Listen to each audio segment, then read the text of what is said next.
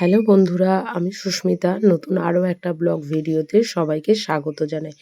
নতুন আরও একটা দিন তোমাদের সাথে শুরু করলাম। কে কোথা থেকে ভিডিওটা দেখছো এবং কেমন আছো অবশ্যই কিন্তু কমেন্ট করে জানিও। তো দিনটা আজকে শুরু করেছি সকালবেলা, সেটা হচ্ছে ১ কাপ চা দিয়ে। এই চাটা রোজই সকাল সকাল আর কি আমি খাই বললেই চলে আর কি।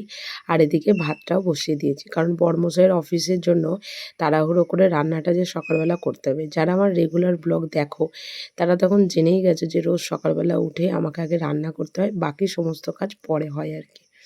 আর এদিকে ফুলকপি আর আলুটাকে এদিকে সেদ্ধ করতে বসিয়ে দিয়েছি অল্প একটু নুন দিয়ে। খুব অল্প পরিমাণেই আর কি সেদ্ধ করব, যাতে ফুলকপিগুলো একদম গলে না যায়। মানে মাঝে মাঝে এত বেশি সেদ্ধ করে ফেলি যা বলার নয়।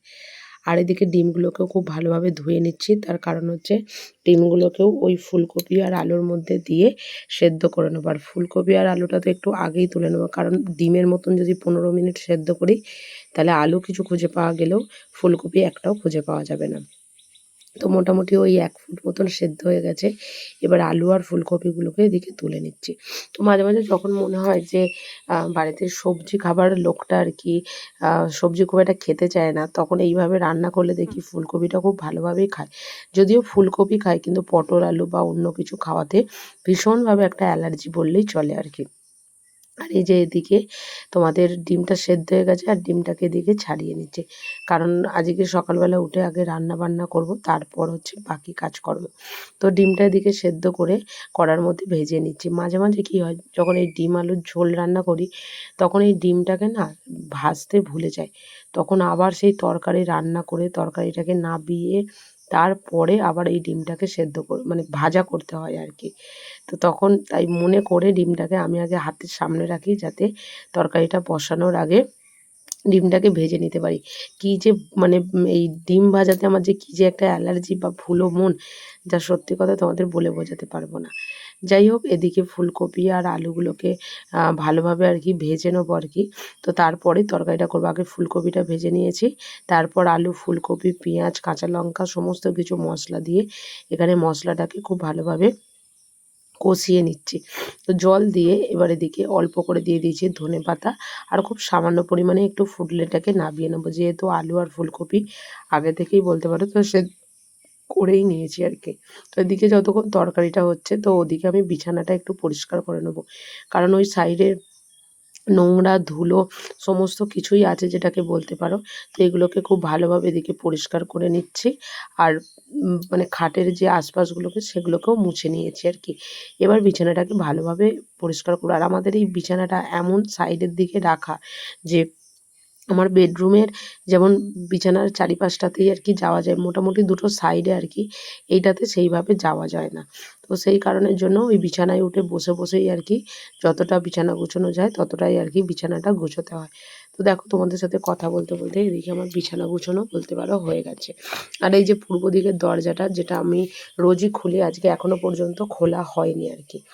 টেবিলটাকেও বেশ কিছুদিন হলো ঝাড়া পোছা পরিষ্কার করা হয়নি, তাই এখানে আবারও একটা থালা রেখে এদিকে টেবিলের মধ্যে জলের বোতলগুলোকেও একটু মুছে নিলাম, আর সমস্ত কিছুগুলোকে এদিকে মুছে নিলামই বলতে পারো। আর এই যে এদিকে সব কিছু এবার পরিষ্কার করে নিচ্ছি। পরিষ্কার পরিচ্ছন্ন রাখলে না চারপাশটা যেমন দেখতেও ভালো লাগে, আর মনটাও সত্যি কথা বলতে ভীষণই ভালো লাগে। কারণ পরিষ্কার পরিচ্ছন্ন থাকাটা হচ্ছে আমাদের সবথেকে একটা গুরুত্বপূর্ণ জিনিস। হ্যাঁ, সমস্ত কাজকর্ম অবশ্যই করতে হয়, কিন্তু তার সাথে সাথে এগুলোকেও করতে হয় আর কি। আর এদিকে কিছু টুকিটাকি ধূপের প্যাকেট, দেশলাই, আর তার সাথে সাথে ক্লিপ ছিল, সেগুলোকেও এদিকে পরিষ্কার করে নিয়ে এই যে ট্রেটা মানে এই যে র্যাকটা আছে এটাকে ভালো করে গুছিয়ে নিলাম। এটা যে কেন নড়ে, কি যে ভালোভাবে সেট হয়নি, সেটাও একটা জানার বিষয় আর কি। তো যাই হোক, এদিকে সমস্ত কিছু ঝাড়াঝুড়ি হয়ে গেছে। এবার ঘর দুয়ারগুলোকে এদিকে পরিষ্কার করে নিচ্ছি। আর ঝাঁটাটাও বলতে পারো ভেঙেই গেছে আর কি, ওটা দুদিন পর ফেলেই দিতে হবে। তো যাই হোক, এদিকে সমস্ত কাজকর্ম করতে করতে এদিকে আমার ফুলকপি আলু দিয়ে ডিমের যে ঝোলটা, সেটা বলতে হয়েই গেছে আর কি। আর হবে এর সাথে আজকে উচ্ছে চচ্চড়ি। তো উচ্ছে চচ্চড়ির রেসিপি তোমাদের সাথে বহুবার এর আগে শেয়ার করেছি আর কি, তাই আজকে আর কিছু শেয়ার করব না। ওই উচ্ছেটা একটু অল্প করে ভেজে নিয়ে তারপর ওর মধ্যে কিছু সবজি টুকিটাকি দিয়ে সেগুলোকে করে নেবো। আর উচ্ছেটাকে আগে নুন আর হলুদ দিয়ে একটু ভেজে নিচ্ছি আর কি। তো মোটামুটি এটা হলে আমার রান্নাবান্না সমস্ত কিছুই কমপ্লিট। আর আজকে খাবারের টেবিলটাকে ভালো করে এদিকে পরিষ্কার করে নিচ্ছি, কারণ মানে কালকে রাত্রে যে লুচি হয়েছিল সেটাই আমাদের আজকে ব্রেকফাস্টে হবে। আর তার সাথে খাবার যেগুলো যে আনবো টেবিলটাকে যে সকালবেলা উঠে মোছা হয়নি। তো সেই কারণের জন্য এদিকে টেবিলটা মুছে নিলাম। রাতে তো মুছেই শুই, কিন্তু তারপরেও সারারাত মাকড়সা, টিকটিকি বা আরশোলা যেটাই উঠুক না কেন, তো যে কারণের জন্য মুছে পরিষ্কার করে আর কি এখানে সব কিছুটাকে নিয়ে এসে রাখা।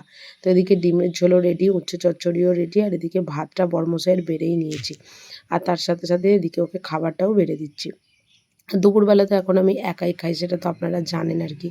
আর এই যে টিফিনে ওকে দিয়ে দিলে তারপরে আর মোটামুটি বলতে পারো কোনো রকম কোনো সমস্যা থাকে না। তখন ওই টুকটুক টুকটুক করে নিজের কাজকর্মগুলো হয়। আর আজকে একটু শশাও দিচ্ছি, কারণ বৃষ্টি হলেও গরম কিন্তু রয়েই গেছে বলতে পারো।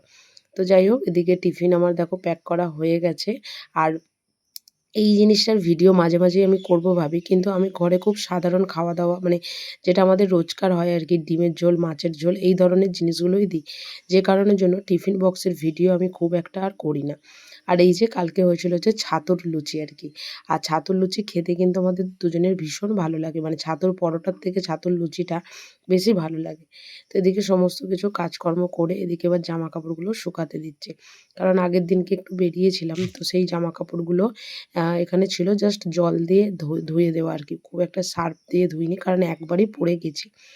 যে কারণের জন্য ওই যে এগুলোকে সমস্ত কিছু ভালো করে দিকে ধুয়ে দিলাম। আর ওদিকের কাজকর্ম মোটামুটি সবই কমপ্লিট। এবার হবে গ্যাস পরিষ্কার করা, আর তারপরে হচ্ছে বাসন মাজা। কারণ এইটা হচ্ছে লাস্ট কাজ বলতে পারো। আর এই যে বাঁদিকে তেলটাকে ঠান্ডা করতে দিয়ে দিয়েছি। তেলটা ঠান্ডা না হলে বোতলে তো ঢালতে পারবো না, কারণ এর আগে অনেকবার ওরকম বোতলে ঢেলে বোতলগুলো গেছে তুবড়ে, কখনো সাইডে পড়ে গেছে গরম তেলটা ঢালতে গিয়ে। তো সেই কারণের জন্য আর এটা করবো না। আর এদিকে মোটামুটি আমার সমস্ত বাসনপত্র মাজাও হয়ে গেছে। আর আজকে একটু বেসিনটাকে অল্প একটু করে পরিষ্কার করব। কারণ একদম পরিষ্কারই আছে, আর পরিষ্কার থাকার উপরে যদি অল্প একটু করে পরিষ্কার করে নিই, তাতে আমার মনে হয় যে পরে খাটুনিটা খুব কমই হয়। এই একটা ব্রাশ আমার আগের বাড়িটাতেও ছিল জানেন তো, কাটিয়ারে।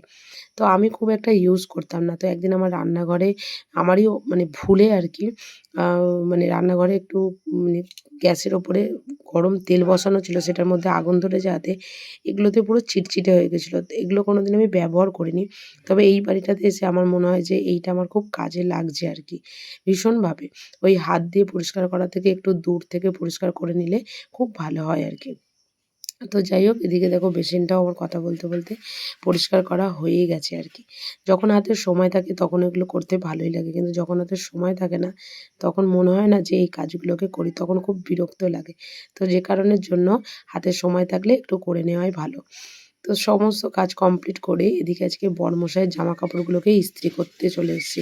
কারণ মানে আগের অনেক ব্লগেই বলেছি যে আগে বাইরে থেকে ইস্ত্রি করা হতো, কিন্তু এখন আর বাইরে থেকে ইস্ত্রি করা হয় না। এখন আমি বাড়িতে বসেই আর কি টুকটুক করে দুটো একটা করে ইস্ত্রি করে দিই আর কি। তো যাই হোক, আজকের ব্লগটা এখানেই শেষ করলাম। যদি কিছু ভালো লেগে থাকে একটা লাইক করো, শেয়ার করো, চ্যানেলটি সাবস্ক্রাইব করে পাশে দেখো। দেখা হবে নতুন আরও একটা ব্লগ ভিডিওতে, নতুন আরও একটা দিনের সঙ্গে খুব তাড়াতাড়ি। সুস্থ থাকবেন, ভালো থাকবেন। দেখা হবে আরও একটা নতুন দিনের সঙ্গে, আরও একটা নতুন ব্লগের সঙ্গে। টাটা।